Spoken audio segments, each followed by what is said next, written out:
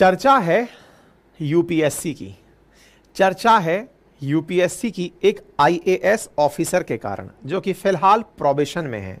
नाम है इनका पूजा खेदकर। आप वर्तमान में पूना में पोस्टेड हुआ करती थी, कहा रहा हूं क्योंकि अभी जब आप इसको अपडेट दे रहे हैं उस समय इनका ट्रांसफर होने की खबर भी आई है। फिलहाल पूजा खेदकर के कारण यूपीएससी सोशल मीडिया पर ट्रेंड कर रहा है। ऐसा क्या है? पूजा खेदकर इस समय सोशल मीडिया पे साथ ही साथ मीडिया पर खबर बनी हुई है। न्यूज़ लिखी जा रही है कंट्रोवर्शियल प्रोबेशनर आईएएस ऑफिसर। ऐसी क्या कंट्रोवर्सी कर दी और ऐसी कैसी कंट्रोवर्सी हुई जिसके बाद में इनको कवर करते करते कुछ लोग इनके सिलेक्शन प्रोसीजर पर यूपीएससी को घेर लाए और यूपीएससी को घेरते घेरते कुछ लोग तो इतना कंक्लूड कर गए हैं कि संभवतया यूपीएससी में कहीं कोई धांधली तो नहीं हुई है। तो आज के सेशन में जिक्र इस बात का है कि क्या यूपीएससी में धांधली हुई है। पूजा खेदकर सुर्खियों में आई जब अपने वीआईपी नंबर ऑडी से अपने ऑफिस लाल बत्ती की गाड़ी लगाकर पहुंचती हैं। एक ट्रेनी आईएएस ऑफिसर का इस तरह पर्सनल व्हीकल पर अपने ऑफिस जाना, चलो ऑफिस पर्सनल व्हीकल से गए ये तो अच्छी बात है, लेकिन उस पर रेड लाइट लगाकर पहुंच जाना ये आधिकारिक रूप से अलाउड नहीं है। प्राइवेट कार पर बत्ती आप नहीं लगा सकते। और तो और आप अपने ऑफिस पहुंच करके अपने सीनियर के ऑफिस को कब्जा लेती हैं, ये और ज्यादा उचित नहीं है।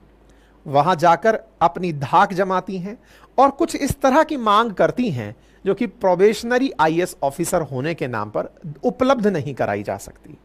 इस वजह से आप शुरुआत में सुर्खियों में आती हैं, लेकिन ये शुरुआती सुर्खियां तो नॉर्मल थी, ऑडी के कारण सुर्खियों में थी। हमारे देश में कार बड़ी हो तो सुर्खियां बन ही जाती हैं। ऐसी स्थिति में ऑडी के साथ में ये जो तस्वीरें आई उसके बाद लोगों ने खंगालना शुरू किया कि मैडम आप हैं कौन, चलिए तलाशते हैं। जांचते जांचते लोग पहुंच गए 2022 की उस सिलेक्शन लिस्ट में जिसमें पूजा खेदकर का नाम था। जब लिस्ट तलाशते हुए लोग पहुंचे तो आपका नाम 821वीं रैंक पर मिला। 821वीं रैंक पर जब आप मिला तो आपके नाम के आगे ओबीसी, जिस रिजर्वेशन कैटेगरी में सिलेक्शन लिया, वो लिखा था। साथ ही साथ आपके नाम के आगे एमडी भी लिखा हुआ था। एमडी कोई मेडिकल की डिग्री नहीं अपितु मल्टीपल डिसेबिलिटी का एक अतिरिक्त कॉलम है जो कि विकलांग लोगों की दिव्यांगता को दर्शाने के लिए दिखाया जाता है। अर्थात ओबीसी के साथ साथ आपने विकलांगता का भी सर्टिफिकेट लगाया हुआ था। यही कारण है कि आपको 821वीं रैंक पर भी आईएएस मिल गया। सामान्यतया यूपीएससी जो परीक्षा आयोजित करती है उसमें जो प्रमुखतया पद चयनित बच्चे सेलेक्ट करते हैं उनमें आईएएस, आईएफएस, आईपीएस ये वो प्रमुख पद हैं जो टॉपर्स को सामान्यतया उनकी रिकमेंड उसमें होता है, मतलब विश लिस्ट में होता है। ऐसी स्थिति में 821वीं रैंक तक भी आपको ये मिला, इसके पीछे का बड़ा कारण था क्योंकि ओबीसी में लगभग 450 के आसपास आईएएस का सिलेक्शन कंप्लीट हो गया था रैंक के हिसाब से अगर हम बात करें, लेकिन आप 850 के आसपास भी ये कामयाब कर गई काम में। इसका मतलब आपको रिजर्वेशन का बेनिफिट मिला, रिजर्वेशन जो आपको दिव्यांगता की वजह से मिला था। तो लोगों ने इनके इंटरव्यूज तलाशने शुरू किए क्योंकि जो चीज एक बार सुर्खी बनती है फिर लोग उसकी पूरी रिसर्च करने निकलते हैं और रिसर्च में चीजें पहुंचते पहुंचते पहुंची इनके एक इस प्रकार के इंटरव्यू पर जो आपने यूपीएससी मेंस क्वालिफाई करके एक संस्थान के जो इंटरव्यू के डेमो शूट किए जाते हैं वहां पर आपने अपने बारे में जिक्र किया था। अनअकैडमी के द्वारा लिया गया यह एक इंटरव्यू था जिसमें आपका वो इंटरव्यू का जो प्री शूट होता है, जिसमें मतलब ट्रायल रन कराया जाता है, डेमो शूट होता है, उसमें आपने अपने द्वारा जो जानकारी बताई लोग उन्हें खोज खोज कर निकालने लगे तो पता चला कि आप डॉक्टर भी हैं, यानी कि आपने एमबीबीएस किया हुआ है। ऐसी स्थिति में इनके पिताजी की भी जानकारी यहां से बाहर निकलकर आई। इस इंटरव्यू के माध्यम से पता चला कि इनके पिताजी भी पूर्व में एक सिविल सेवक रह चुके हैं और उन सिविल सेवक ने अपने पद से रिटायर्ड होने के बाद चुनाव भी लड़ा है और चुनाव में आपने अपने हलफनामे में जानकारी दी है कि इनकी आय 40 करोड़ रुपए के आसपास, इनकी संपत्ति 40 करोड़ के आसपास है। ऐसी स्थिति में बहुत सारी चीजें इनके इस तरह के मॉक इंटरव्यू से, इनके द्वारा अपनी दी गई जानकारी से और निकलती हुई बाहर आने लगी। इसी कारण से धीरे धीरे ये खबर सुर्खी बनने लगी तो इसके अंदर विस्तार से जानने की जिज्ञासा जगी कि आफ्टर ऑल क्या है और मसला क्या है, क्यों अल्टीमेटली ये विवादों में घुसा हुआ है।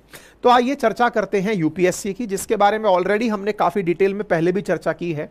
किस प्रकार से आप यूपीएससी की सिविल सर्विसेज परीक्षा के माध्यम से त्रिस्तरीय एग्जाम में प्री, मेंस और इंटरव्यू क्वालिफाई करके फाइनल लिस्ट में जगह बनाते हैं और फाइनल लिस्ट में बनी जगह के अनुसार अपनी वरीयता के हिसाब से आप पद पाते हैं। उसी क्रम में पूजा खेदकर भी शामिल थी, जिन्होंने बहुत सारे एस्पिरेंट्स में से निकलकर फाइनली लबासना के अंदर ट्रेनिंग ली और ट्रेनिंग लेकर के ट्रेनी ऑफिसर के रूप में पद स्थापित पुणे के अंदर की गई।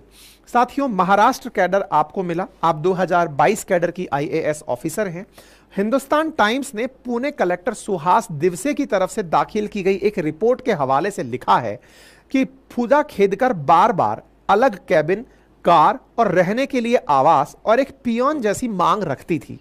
खास बात यह है कि उन्होंने 3 जून को ही ट्रेनी के तौर पर ज्वाइन करने से पहले ही ये मांग रख दी थी।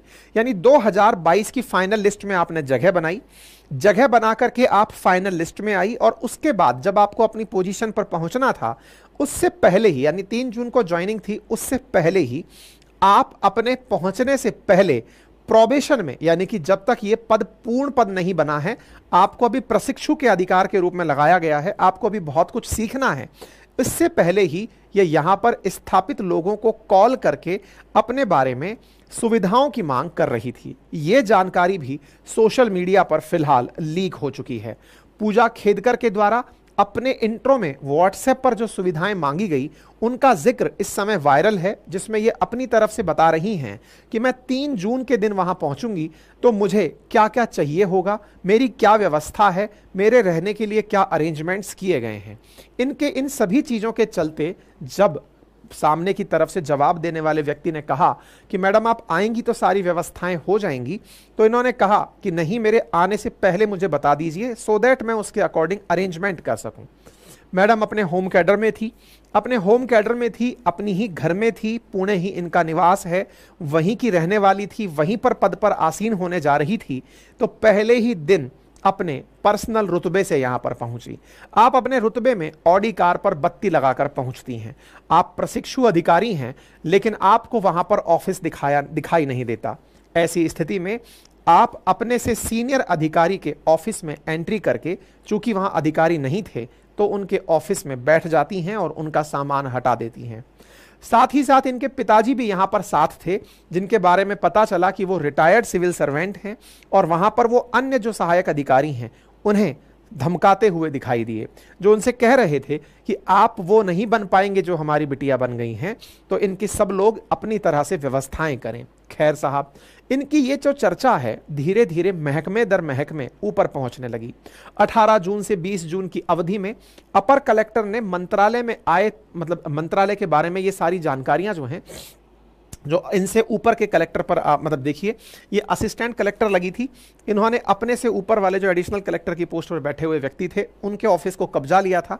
उन्होंने इनकी शिकायत की तो कलेक्टर महोदय ने सीएस तक इस बात को पहुंचाया और कहा कि सर, ऐसी महिला को अपने होम डिस्ट्रिक्ट में प्रोबेशन के दौरान ना लगाया जाए, नंबर 1। और इनकी जो मांग है, इन मांग की पूर्ति हम तो नहीं कर सकते, यदि सीएस लेवल पर, चीफ सेक्रेटरी लेवल पर कुछ हो सकता है तो प्लीज मार्गदर्शन करें। ये बात तब तक तो ठीक थी, लेकिन धीरे धीरे जब ये लोकल मीडिया में इस तरह की फुटेज पाकर सुर्खियों में आने लगी तो फिर लोगों ने इनके विषय में जानना शुरू किया। लोग जब इनके विषय में जानना शुरू किए तो पूरा इतिहास खंगाल लिए। इतिहास खंगालते खंगालते यूपीएससी तक पहुंच गए। जानकारी पता चली कि ये वही मैडम हैं जिन्हें आईएएस सिलेक्शन के बाद जब मेडिकल के लिए मेडिकल बोर्ड के द्वारा बुलाया गया एम्स में, तो इन्होंने 6 बार तक छकाया। मतलब क्या है, आइए मैं आपको प्रक्रिया बताता हूं। देखिए, सामान्यतया जब आपका सिलेक्शन होता है किसी भी सरकारी सेवा में, तो सरकारी सेवा की आवश्यकता के अनुरूप आपका मेडिकल किया जाता है। जब आप सर्विसेज में जाते हैं तो यह जांचा जाता है कि आपने जिस तरह का पद मांगा है, क्या आप उसके लिए उपयुक्त हैं। अगर आपने अपनी तरफ से कहा है कि मैं फिजिकली चैलेंज्ड हूं, तो क्या फिजिकली चैलेंज्ड होने का आपने जो दावा किया था वो सत्य था? अगर सत्य है तो आइए और आपकी जांच डॉक्टर के द्वारा कर ली जाए। इन्होंने अपने द्वारा चूंकि एमडी मेंशन किया हुआ था, यानी मल्टीपल डिसेबिलिटी अपने बारे में शो किया हुआ था, तो ऐसी स्थिति में ये सिलेक्शन पाकर आईएएस की लिस्ट में तो जगह बना गई। लेकिन अब इस बात को जांचने के लिए लिस्ट के बाद मेडिकल हुआ और मेडिकल के लिए इन्हें 6 बार बुलाया गया। लेकिन जब 6 बार बुलाया गया तो मैडम एम्स में नहीं पहुंची, यानी एम्स के द्वारा इन्हें अलग अलग तारीखें देकर बुलाया गया कि मैडम आप चले आइए, क्योंकि आपने अपने बारे में मल्टीपल डिसेबिलिटीज का कैटेगरी डाला है, एक बार जांच कर लेते हैं कि क्या आप वाकई में दृष्टि बाधित हैं। सबसे पहले 22 अप्रैल 2022 को दिल्ली के एम्स अस्पताल में उनकी मेडिकल जांच कराने का फैसला लिया गया, लेकिन उन्होंने तब अपने आप को कोविड पॉजिटिव बताकर इनकार कर दिया। इसके बाद 26 मई को आपको एम्स अस्पताल के द्वारा बुलाया गया, 27 मई को एम्स अस्पताल के द्वारा बुलाया गया। यह हर बार जांच से इनकार करवाती रही। 1 जुलाई को पूजा को फिर से एम्स बुलाया गया, लेकिन यह नहीं पहुंची। 26 अगस्त 2022 को फिर एम्स में बुलाया गया, तब यह जांच के लिए तैयार हुई, लेकिन उन्होंने एमआरआई में एंट्री नहीं ली। मतलब जब जांच में पहुंची तो वो वाली जांच जहां से ये तय हो जाता कि क्या वाकई में ये दृष्टि बाधित हैं, क्योंकि इन्होंने सर्टिफिकेट में दिखाया है कि मुझे देखने में दिक्कत है, तो इसको जांचने के लिए जो एमआरआई करनी थी, जिसमें न्यूरो ऑप्थोमेलॉजिस्ट की मौजूदगी में होना जरूरी था, उसमें ये नहीं पहुंचती हैं। ये जब नहीं पहुंचती हैं तो एम्स के ड्यूटी ऑफिसर इन्हें कई बार बुलाते हैं, लेकिन ये एमआरआई कराने नहीं पहुंचती हैं। इसके बाद 25 नवंबर को जब पूजा को दोबारा बुलाया गया तो फिर उन्होंने इनकार कर दिया कि मैं नहीं आऊंगी। लेकिन अचानक ये एमआरआई सेंटर से रिपोर्ट लेकर और यूपीएससी को सौंप देती हैं। किसी बाहरी एमआरआई सेंटर से ये रिपोर्ट बनवाती हैं और यूपीएससी को सौंप देती हैं। एम्स के पैनल के द्वारा जो जांच की जानी थी, उस एम्स के पैनल की रिपोर्ट के स्थान पर ये कोई और एमआरआई की रिपोर्ट ले जाकर सौंपती हैं। लेकिन इस बात पर केंद्रीय प्रशासनिक न्यायाधिकरण में इस बात की चुनौती दी जाती है। यूपीएससी कहती है कि भैया हमें इस बात पर आपत्ति है, एम्स की रिपोर्ट मांगी गई थी, आप एम्स से नहीं लाई, आप अपने स्तर पर कहीं से रिपोर्ट ले आई हैं। ऐसी स्थिति में हम इस बात को प्रशासनिक न्यायाधिकरण यानी कैट के अंदर चुनौती देते हैं। लेकिन पता नहीं अचानक क्या हुआ, फरवरी 2023 को कैट ने खेड़कर के खिलाफ फैसला सुनाया। लेकिन इसके बाद अचानक एमआरआई सर्टिफिकेट स्वीकार कर लिया गया और इनकी नियुक्ति को वैध करार दे दिया गया। यानी कि कोई बहुत पावरफुल आदमी संभवतया इनके निर्णय को पलटाने में कामयाब हुआ होगा, ऐसा लोगों के द्वारा कयास लगाया जा रहा है। क्योंकि जिस कैट ने पूजा खेड़कर के खिलाफ फैसला सुनाया, वो फैसला जिसमें कि बाहर से लाया हुआ एमआरआई अलाउ नहीं था, लेकिन अचानक उस एमआरआई को स्वीकार कर लिया जाता है और इनकी नियुक्ति को वैध करार दे दिया जाता है, तो फिर बड़ा सवाल बनता है। और वो सवाल ये है कि क्या यूपीएससी भी कॉम्प्रोमाइज होता है? लोगों का प्रश्न यूपीएससी की पवित्रता पर, उसकी सैंक्टिटी पर खड़ा हो जाता है। पहला पॉइंट तो ये था। दूसरा पॉइंट निकलता है, आपने अपने कैटेगरी में अपने आप को ओबीसी बताया हुआ है, अदर बैकवर्ड क्लास से आपने एंट्री ली है। ओबीसी के अंदर इनकी जो आय है वो इन्हें क्रीमी लेयर में ले जाती है। असल मायने में इनके पिताजी 40 करोड़ रुपए की संपत्ति रखते हैं। यह संपत्ति किसी मीडिया ने नहीं, अपितु इनके पिताजी ने ही चुनाव लड़ते समय बताई थी। चुनाव कब लड़े थे? इनके पिताजी पूर्व सिविल सर्वेंट थे। नौकरी से निकलने के बाद आपने चुनाव में पार्टिसिपेट किया, तो अपना जो हलफनामा जाहिर किया उसमें इन्होंने बताया कि मेरे पास 40 करोड़ रुपए की संपत्ति है। जो संपत्ति इन्होंने बताई, उस संपत्ति के अधिकार आधार पर इन्हें क्रीमी लेयर में होना चाहिए था। और ओबीसी का जो क्रीमी लेयर है वो यूपीएससी में जनरल के समान ही ट्रीट किया जाता है। यानी टोटल फैमिली इनकम अगर 8 लाख रुपए से ऊपर है तो आपको जनरल कैटेगरी के अंदर ही ट्रीट किया जाता है, आपको ओबीसी का बेनिफिट नहीं मिलता। तो फिर यह बड़ा सवाल है कि इनके पिताजी जहां 2004 में चुनाव लड़कर अपने आप को 40 करोड़ रुपए के साथ घोषित करते हैं, 48 लाख रुपए इनकी आय कृषि से होती है, 110 एकड़ कृषि भूमि इनके परिवार में है, जो कि अपने आप में कृषि सीमा भूमि अधिनियम का उल्लंघन है।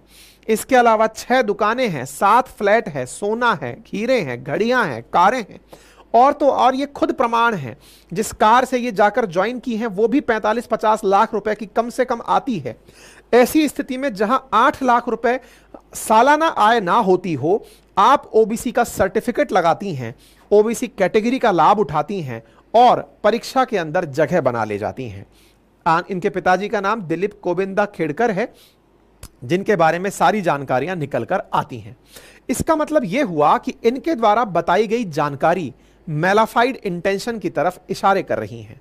कुछ लोगों ने इनके जो मॉक इंटरव्यूज थे उनकी क्लिप्स निकाल निकाल कर इनकी जानकारी साझा करना शुरू किया कि एक तरफ ये अपने आप को डॉक्टर बता रही हैं, कह रही हैं कि मैं प्रैक्टिशनर हूं, मैं प्रैक्टिस करती हूं, डॉक्टरी प्रैक्टिस कर रही हूं, वहीं दूसरी तरफ जब यूपीएससी में फॉर्म भर रही हैं तो जीरो आमदनी दिखा रही हैं। इनकी पिताजी की आय, पिताजी खुद पब्लिकली स्वीकार कर रहे हैं कि 40 करोड़ की संपत्ति है, फिर भी ये 8 लाख रुपए की आय से अपने आप को नीचे रख रही हैं। इसका मतलब यह हुआ कि कहीं ना कहीं इन्होंने अपनी तरफ से कुछ गलत जानकारियां साझा की हैं।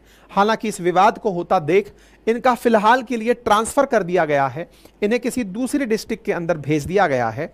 लेकिन जब इनसे पूछा गया कि क्या आप इस पर कोई प्रतिक्रिया देंगी, तो इन्होंने अपनी तरफ से यही कहा कि मुझे सरकार की तरफ से कुछ कहने से इनकार किया गया है। बड़ा सवाल यह बनता है कि क्या केंद्र सरकार इस बात पर जांच कराएगी? तो आंसर है कि सेंटर ने इस बात के लिए एक पैनल गठित कर दिया है जो कि इनके डिसएबिलिटी क्लेम की जांच करेगा, नंबर एक। नंबर दूसरा, इनके जो भी आरोप इनके ऊपर लगे हैं उन सब के बारे में जांच करके ही वो सही का दूध और पानी का पानी करेगा। लेकिन इन सब के बीच में एक बड़ा सवाल निकल कर ये आता है कि ये तो अकेला मसला है जो निकल कर आ गया है। क्यों? क्योंकि इन्होंने कुछ हरकतें ही ऐसी कर दी कि अपनी गाड़ी ले जा रही हैं, सीनियर्स के साथ मिसबिहेव कर रही हैं और या जो भी कर रही हैं। लेकिन इस बीच में इनके इस बर्ताव के कारण इन पर नजर चली गई, लोगों की खुफिया तरीके की खोज जो है वो इनके बारे में जानकारी जुटा लाई। लेकिन विचारणीय तथ्य यह है कि न जाने कितने लोग ऐसे संभव हैं जो यूपीएससी की आंख में धूल झोंककर इस प्रकार से नौकरियों में पहुंच रहे हैं। नंबर एक, फर्जी सर्टिफिकेट्स भी संभवतया लगा रहे हों, क्योंकि अल्टीमेटली कैट का जो आंसर है, यानी कि कैट जो न्यायाधिकरण है उसके फैसले को पलट दिया जा रहा है। वो अचानक जिस एमआरआई को स्वीकार नहीं कर रहा है उसे स्वीकार कर ले रहा है। तो यह बड़ा प्रश्न बनता है कि क्या यूपीएससी जैसी भारत की सबसे सर्वोच्च परीक्षा को आयोजित कराने वाली संस्था भी कॉम्प्रोमाइज हो सकती है? ऐसे स्थिति में यूपीएससी को चाहिए कि वो इस विषय पर त्वरित संज्ञान ले और अपने स्तर पर इसकी जांच करके दूध का दूध और पानी का पानी करे। बाकी आप इस विषय पर क्या सोचते हैं, अपनी राय जरूर रखें। पढ़ने लिखने वाले विद्यार्थी जीए फाउंडेशन का बैच एक्सेस कर सकते हैं अपनी पाठशाला पर। हमारा रिकॉर्डेड बैच उपलब्ध है, जाकर आप उसे एक्सेस कर सकते हैं। हैंड रिटन नोट्स भी आपके लिए उपलब्ध हैं।